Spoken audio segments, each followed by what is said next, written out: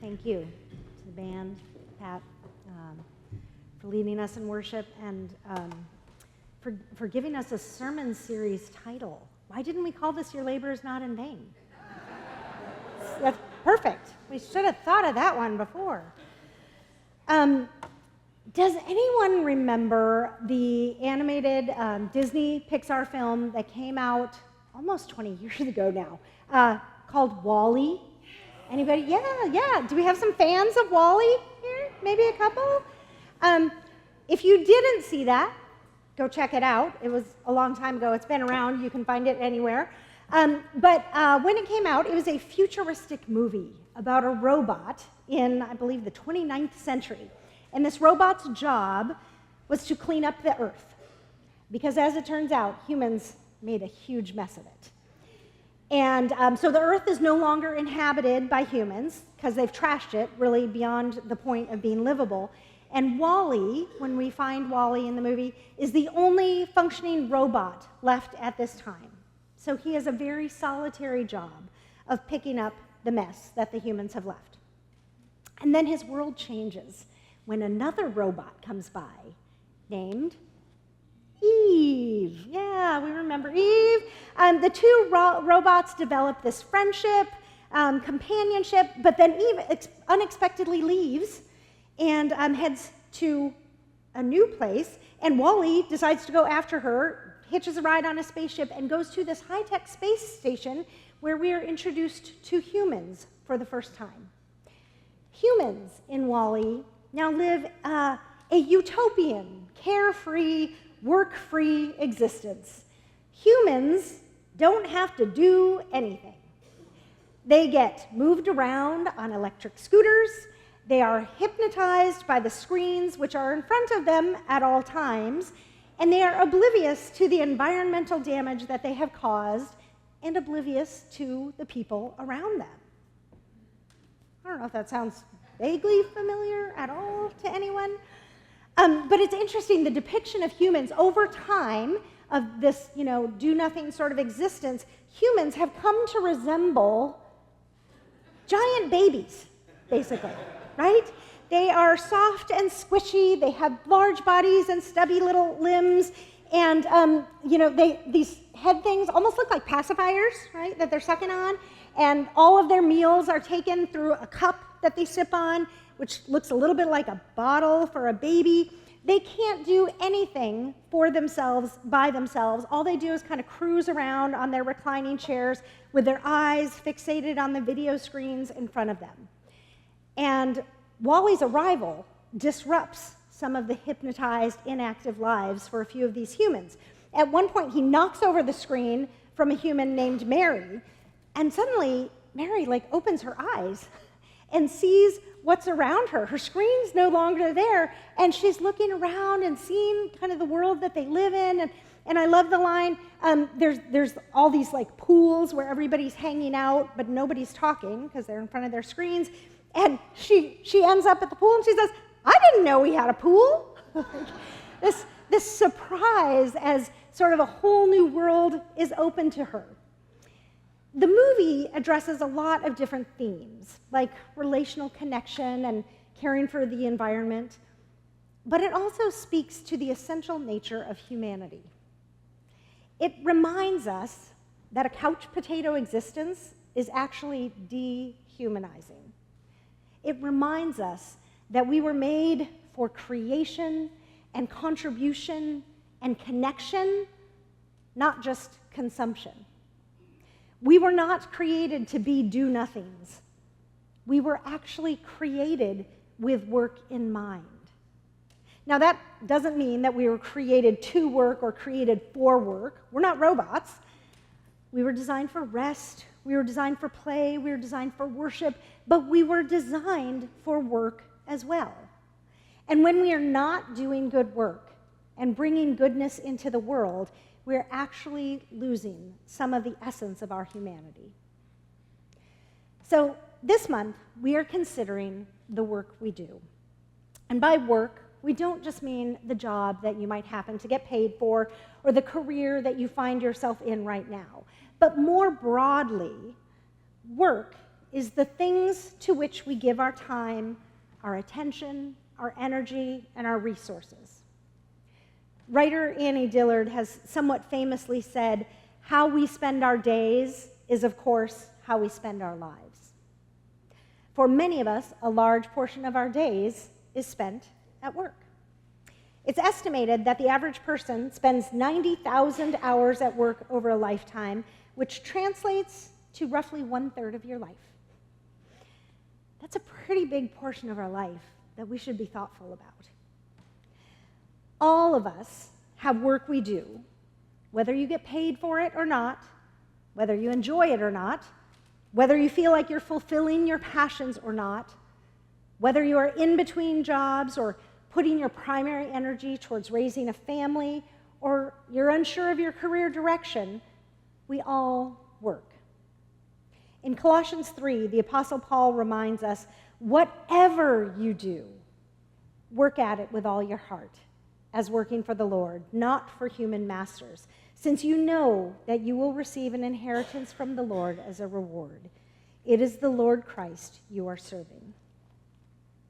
Now, if you were here last week, you may have heard Josh set the stage for a biblical understanding of work, beginning way back in Genesis and extending all the way to Revelation and the new creation. I'm not going to go over all of that again, but I do want to say just a few things, because I really think our understanding of work has to be grounded in the beginning of the human story, which is the beginning of the biblical story.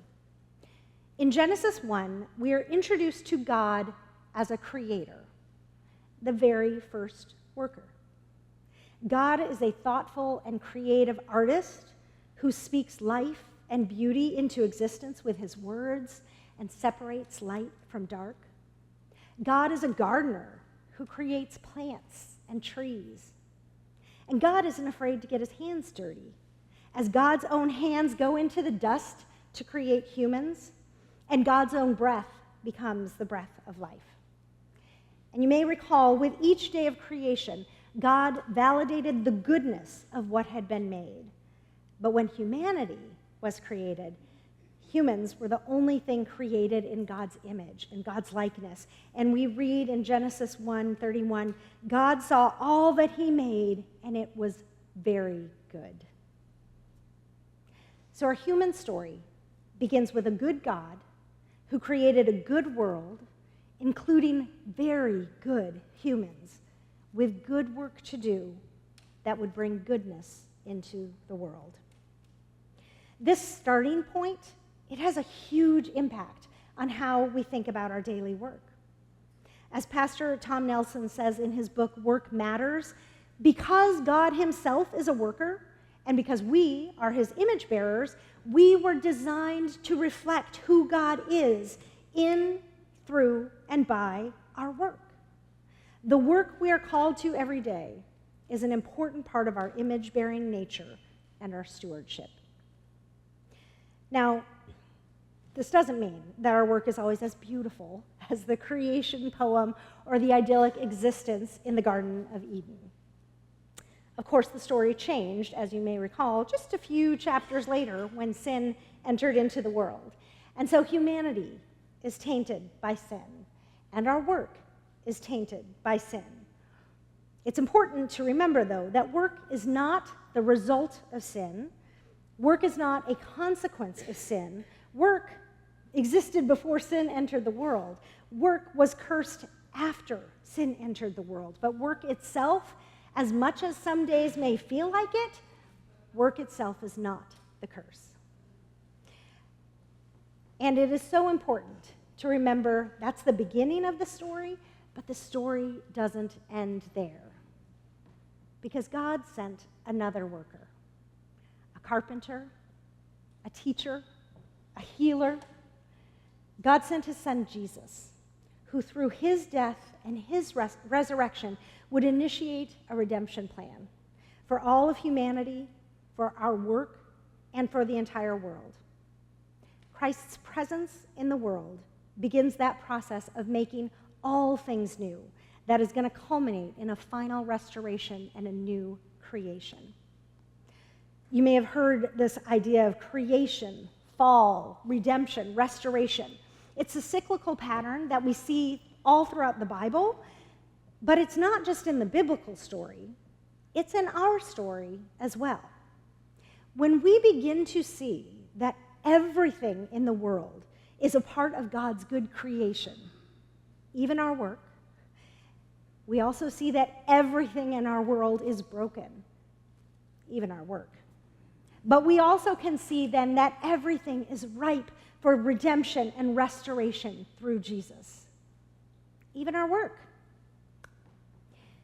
Professor and author Karen Swallow Prior reminds us that God has infused all of creation with the very essence of who God is, with goodness and beauty and truth.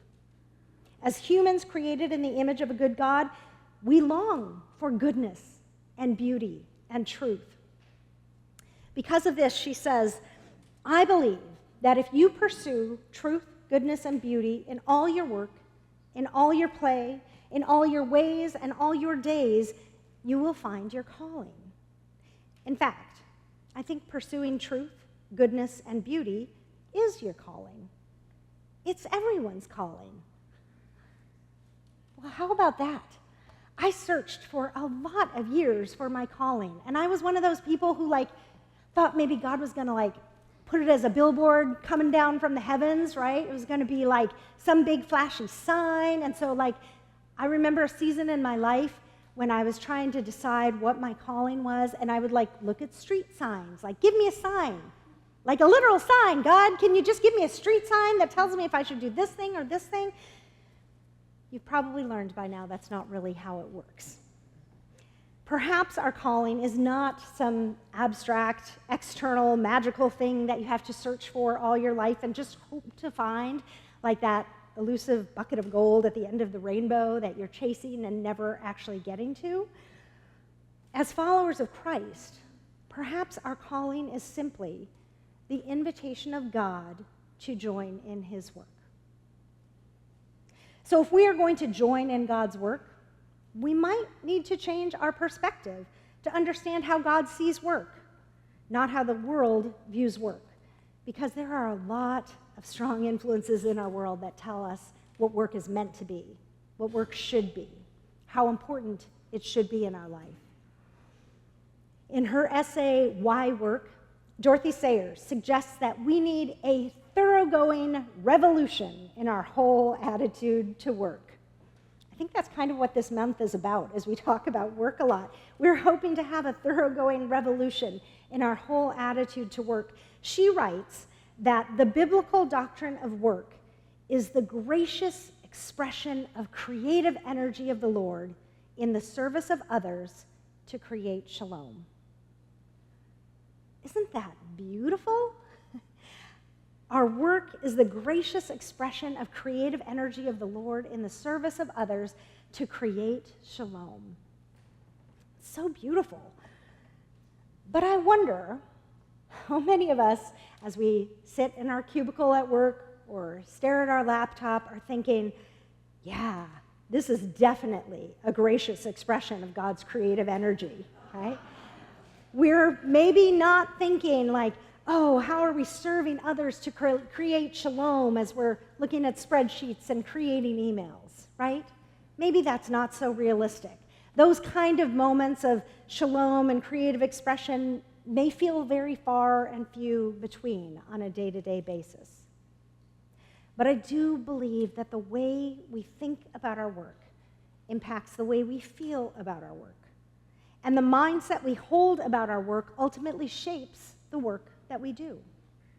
So perhaps we can hold before us the hope, the goal, the aspiration that the work we do might actually become a gracious expression of God's creative energy. And that through the work we do, we might be able to serve others, and perhaps in some small way, we might partner with God towards creating shalom. In Romans 12, the Apostle Paul reminds us that all of our life should be offered up to God. I love the Message translation of these first two verses. It says, "So here's what I want you to do. God helping you. Take your everyday, ordinary life, your sleeping, eating, going to work, and walking around life, and place it before God as an offering. Embracing what God does for you is the best thing you can do for him. Don't become so well adjusted to your culture that you fit into it without even thinking. Instead, fix your attention on God. You'll be changed from the inside out. Readily recognize what he wants from you and quickly respond to it. Unlike the culture around you always dragging you down to its level of maturity, God brings the best out of you, develops well-formed maturity in you. Taking our everyday, ordinary life, placing it before God as an offering, means that we can consider all of the work that we do as a good gift from a good God for good people to bring God's goodness into the world. Like I said, this is a countercultural mindset. This is not the mindset that the world has for us about work, but it can change everything.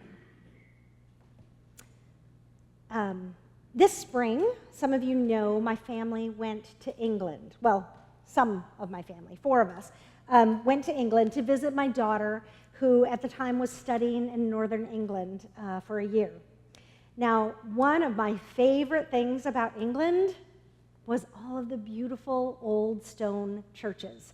I have a thing about old stone churches, like kind of wherever we go, but oh my goodness, in England, they're everywhere, and they're gorgeous. Like you just go downtown, and there's, whatever town you're in, whatever little city you're in, there's a beautiful old stone church. So my camera reel is now full of these pictures. I don't know what I'm going to do with all of them. But we went to the local cathedral in Newcastle where my daughter was living, and we went to the amazingly beautiful cathedral in Durham where some of Harry Potter was filmed. And then we were able to attend an evening Vespers service at Westminster Abbey. This is Durham Cathedral, and that's just one shot. It was gorgeous. But thinking of all these old stone churches reminded me of an old story about 3 stonemasons who were working together on a church building. And a visitor came up and asked all 3 of them, "What are you doing?" The first mason answered, "I'm cutting stone." The second mason answered, "I'm making a living." But the third mason said, "I'm building a cathedral for God and God's people." Perhaps our perspective on work can make a difference in how we work and how we see our work. Whether you are painting or parenting, whether you are fishing or financing, God is in your work. And God can be glorified through it. And God's goodness is revealed when we do good work. So one of the things that we want to do during this series is we want you to hear stories, because our work and our work lives are very personal and very diverse. So every week we have somebody from our community sharing a part of their work-life story. And so today I want to invite up my friend Kate Woodward. Kate, will you come on up and let's welcome Kate.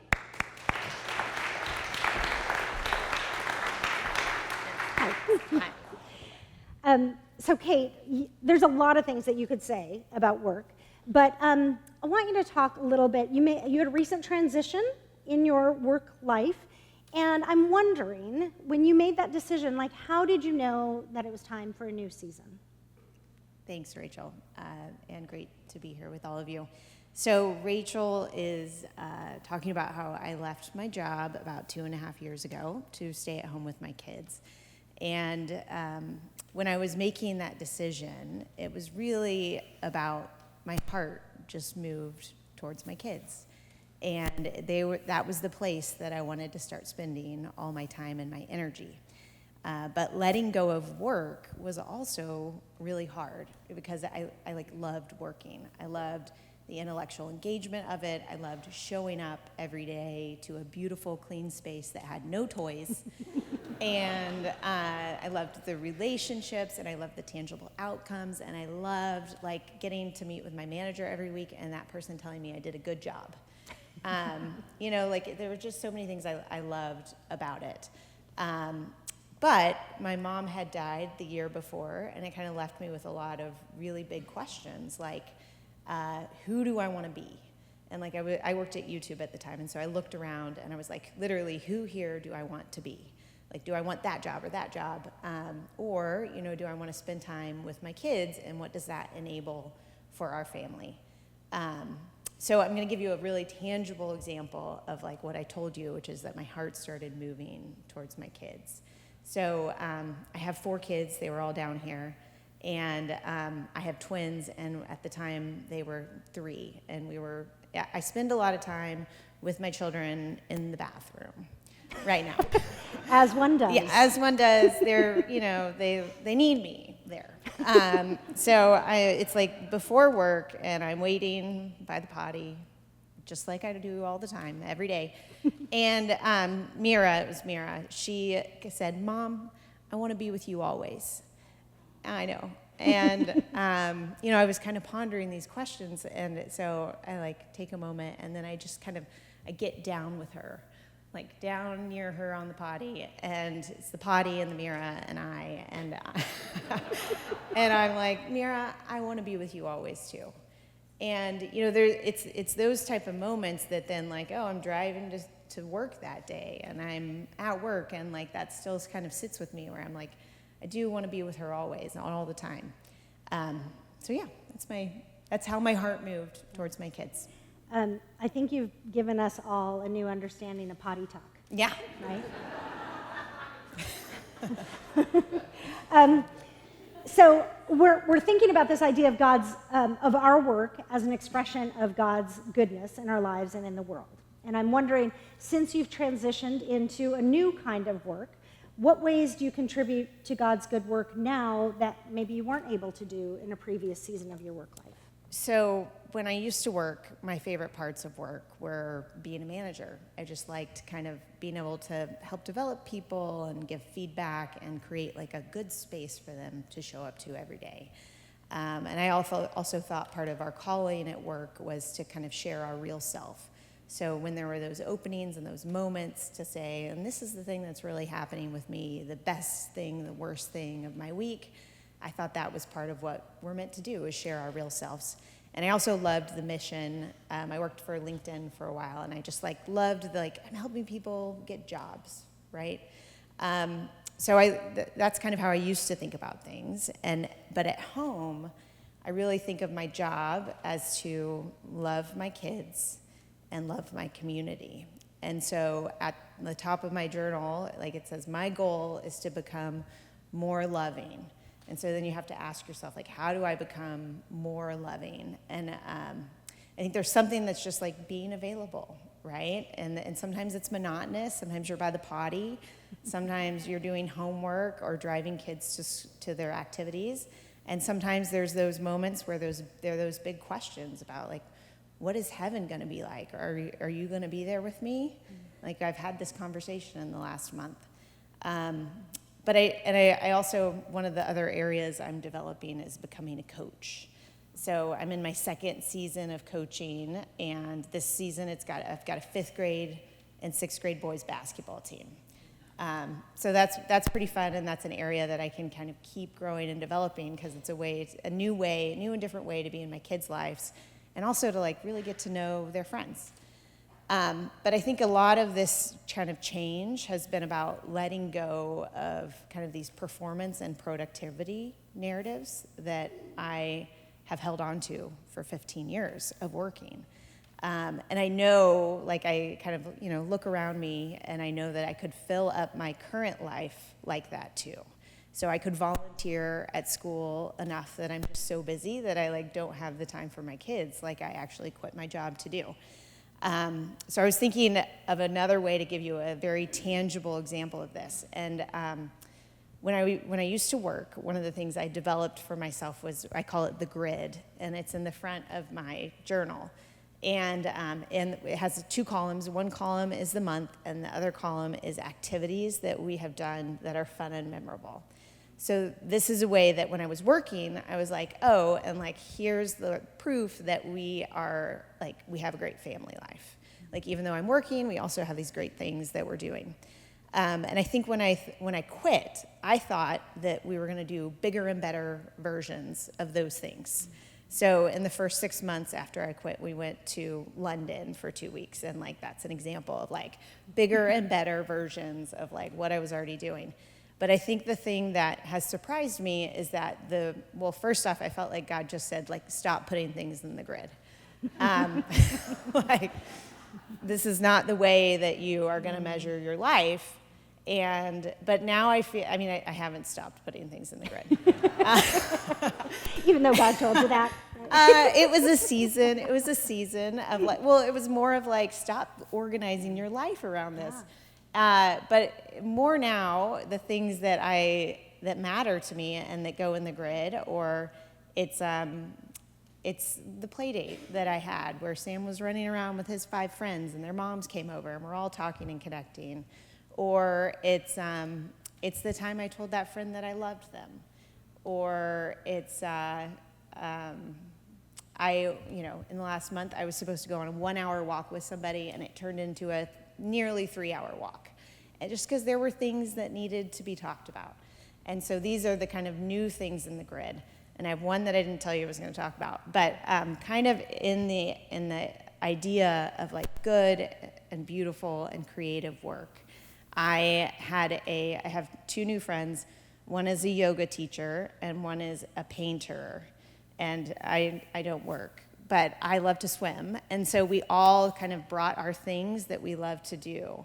And we had this day where one friend taught yoga and another friend like set out all this painting, and we painted, and then I was teaching them how to swim laps.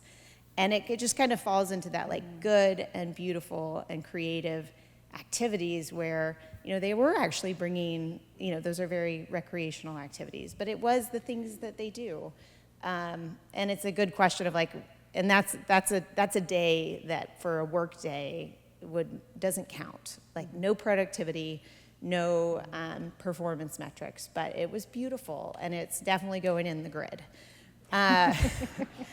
So I guess I would challenge you, like, what are those things that you can share with others? Like, what are those moments of connection? What type of work are you doing that you could share with others? Awesome. Yeah, thank you. Can we say thanks to Kate? Yeah.